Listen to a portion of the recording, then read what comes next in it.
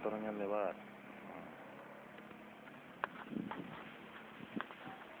Baiklah, kali ini kita akan menyatukan dua unsur atau dua elemen.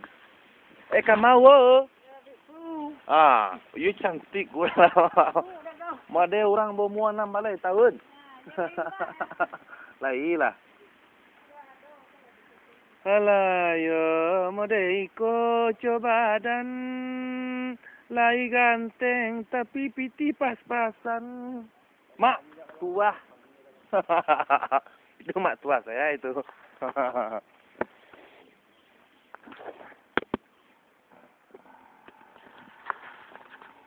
Pemirsa. Wow. Ya sekarang saya teringat hadis kursi ya. Hadis kursi seperti ini. Hadis bunyinya, ini azannu abdi. Saya ulangi, ini azannu abdi. Sekali lagi, ini azannu abdi. Sesungguhnya aku adalah menurut prasangka hambaku. Nah, itu hadis qudsi. Jadi maksudnya salah.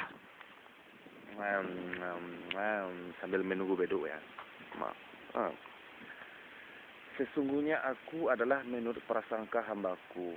Nah, maksudnya Allah itu alike. Kalau dalam bahasa Inggrisnya alike. Kalau bahasa Indonesia seperti seumpama andai. Jadi kalau umpama andai misalnya itu sifatullah. Jadi menurut prasangka hambaku, ketika kita menganggap Allah itu tidak adil, maka ketidakadilan yang akan kita terima, gitu kan.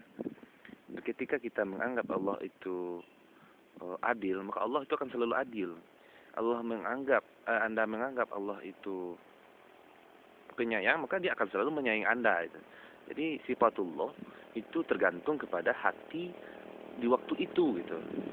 Karena qalbun itu kan mutaghayyir. Kullu mutaghayyir itu adalah the heart. Di hati itu sekarang berubah-ubah, makanya ada iman kadang naik kadang turun ya. Makanya kalau kita berbicara mengenai sifatullah, tentu dalam Ramadan ini yang harus kita pahami adalah bagaimana prasangka kita kepada Allah. Apakah kalau prasangka kita baik kepada Allah, maka kita juga akan menerima sesuatu hal yang baik, walaupun memang agak pahit ya yang kita rasakan gitu kan. Tapi yakinlah bahwa Allah itu hanya menurut prasangka kita saja gitu. Kuncinya sholat. Maka lakukanlah satu tindakan-tindakan positif di bulan Ramadan gitu. Jadi sholat, kemudian puasa, zakat dan sedekah dan lain sebagainya macam itu adalah bentuk amalan berRamadan yang pada hakikatnya prasangka baik itu akan dilaksanakan oleh orang-orang yang hatinya terbuka lebar. Ya, nah itu yang maksud daripada hadis qudsi.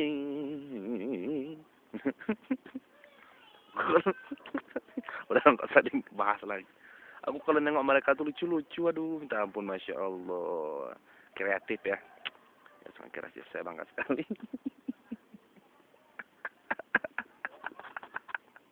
Wow, wow. Aduh. Jadi kita itu harus berprasangka baik kepada siapapun. Allah saja mengajarkan menurut nuru sifatillah bahwa pendapat mengenai atau argumen tentang ini ra'aitu azan abdi gitu. Ini aku menurut prasangka daripada umatku atau hambaku gitu kan. Artinya ketika kita mengenal Allah itu tidak adil, ini kok kenapa begini, maka beliau juga akan seperti itu gitu. Kenapa? Jadi harus berprasangka baik. Kenapa kita harus SD? Ya kualitas kita itu baru SD. Dan kalau anak-anak SMP juga kualitasnya juga SMP, anak TK dan lain sebagainya macamnya. Itu. Jadi sebagai jawabannya seperti itu. Kenapa saya juga baik? Ya karena saya harus meniru. Saya juga mencintai sesuatu yang apalah yang namanya sesuatu yang sifatullah gitu kan. Jadi saya seperti itu. Allah saja penyayang, apalagi kita sebagai manusia gitu kan. Sebagai makhluk kok sombong gitu. Karena orang yang sombong itu sombong ke arah negatif tentu tidak akan membawa nilai positif atau kebaikan bagi orang lain, tapi akan menjatuhkan diri atau pamor dirimu sendiri. Kadang kesombonganmu itulah yang menyebabkan kamu runtuh gitu kan. Nah, tetapi kalau kamu sombong untuk hal yang positif, itu akan membawa keberuntungan bagimu dan untuk orang lain. Itu maksud saya. Makanya perlembarnya juga harus kamu pahami gitu kan. Dan perbait, persyair dan semacam itu ada makna tersendiri gitu bagi yang mau mempelajari seperti itu. Nah, firman Allah seperti ini. Ya, kalau sudah firman Allah itu ustaz para yang mendengar itu apa lagi ayatnya ya? Apalagi ayatnya ya? Seperti itu. Ya, halo. Ya. Ya seperti itu. Aduh. Ayatnya seperti ini. Bismillahirrahmanirrahim. Qul huwallahu ahad. Nah, sedikit saja ayatnya. Ahad bukan satu ya. Jangan Anda bilang Allah itu dari segi dunia, tapi selalulah mempopulerkan, mengselebritiskan, mengartiskan dan mengsportasikan serta men-speak education-kan si kata-kata ahad itu dengan ilah, kemudian sesuatu yang ganjil gitu kan. Karena kalau kita satu anggap itu satu, itu bisa jadi ganjil, bisa jadi genap. Itu menurut teori orang sosiologi ataupun teori psikologi. Cuma Anda tanya, kalau tidak percaya teori sosiologi, satu itu bisa jadi dua. Satu itu katanya genap. Kenapa? Kalau dipatahkan yang satu pasti hasilnya juga dua gitu. Ya, kalau hal yang ganjil itu harus positif kan ganjilnya gitu. Allah itu ganjil. Kan satu. Maksudnya Allah itu esa. Jadi tidak ada kata untuk satu. Allah itu bukan satu, tapi Allah itu esa. Karena satu juga termasuk bagian daripada genap gitu. Nah, esa itu artinya apa itu?